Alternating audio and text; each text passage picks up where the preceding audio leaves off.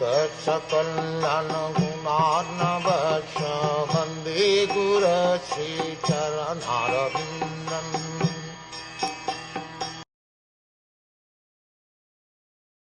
Life's desires should never be directed towards sense gratification.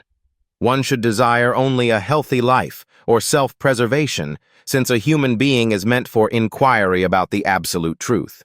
Nothing else should be the goal of one's works. The completely bewildered material civilization is wrongly directed towards the fulfillment of desires in sense gratification. In such civilization, in all spheres of life, the ultimate end is sense gratification. In politics, social service, altruism, philanthropy, and ultimately in religion or even in salvation, the very same tint of sense gratification is ever increasingly predominant. In the political field, the leaders of men fight with one another to fulfill their personal sense gratification.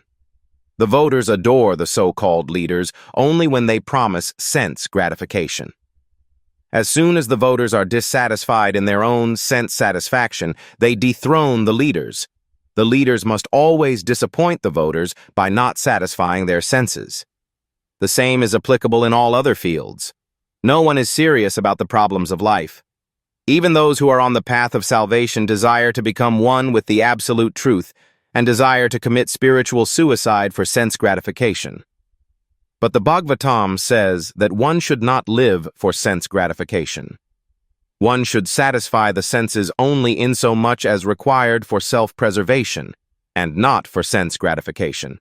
Because the body is made of senses, which also require a certain amount of satisfaction, there are regulative directions for satisfaction of such senses. But the senses are not meant for unrestricted enjoyment. For example, marriage or the combination of a man with a woman is necessary for progeny, but it is not meant for sense enjoyment. In the absence of voluntary restraint, there is propaganda for family planning. But foolish men do not know that family planning is automatically executed as soon as there is search after the absolute truth.